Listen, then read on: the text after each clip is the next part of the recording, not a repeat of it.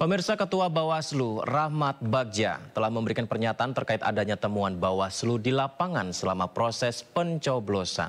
Bawaslu juga sudah memberikan rekomendasi pemungutan suara ulang untuk daerah pemilihan Kuala Lumpur, Malaysia. 1888 TPS yang disaksi, pengawas TPS tidak dapat menyaksikan proses penghitungan suara dengan jelas.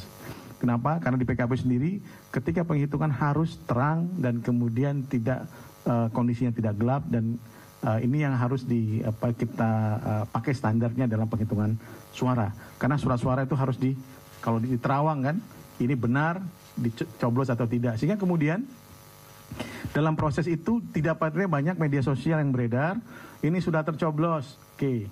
Kemudian akhirnya mitigasinya apa? Surat suara rusak. Dan kemudian pemilih dapat tetap menyalurkan hak konstitusionalnya untuk memilih jika terdapat kondisi-kondisi demikian. Kemungkinan apakah terjadi kesengajaan atau lain-lain, nanti tentu ada proses yang bisa dilakukan oleh Badan Pengawas Pemilu. Kemudian juga kami juga harus menyampaikan kepada publik, ini bukan hanya kepada Bawaslu tapi juga kepada KPU, bahwa di dalam temuan kami ada 1.473 TPS yang didapati adanya intimidasi terhadap penyelenggara. Jadi bukan hanya Bawaslu tapi juga KPPS dan juga pengawas TPS. Kami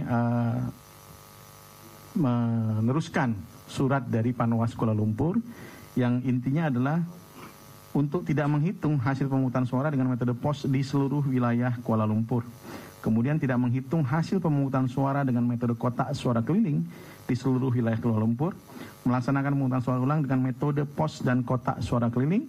Kemudian pelaksanaan pemungutan suara ulang seperti masuk huruf C didahului dengan pelaksanaan pemutahiran daftar pemilih untuk metode pos dan KSK. Kemudian tidak menetapkan seluruh pemilih yang telah memberikan suara di tempat pemungutan suara Kuala Lumpur sebagai pemilih pada pemungutan suara ulang dengan metode pos dan kotak suara keliling karena mereka sudah memilih di TPS. Kemudian mengevaluasi metode pos dengan pemilihan metode lain guna menghindari kesalahan atau kejadian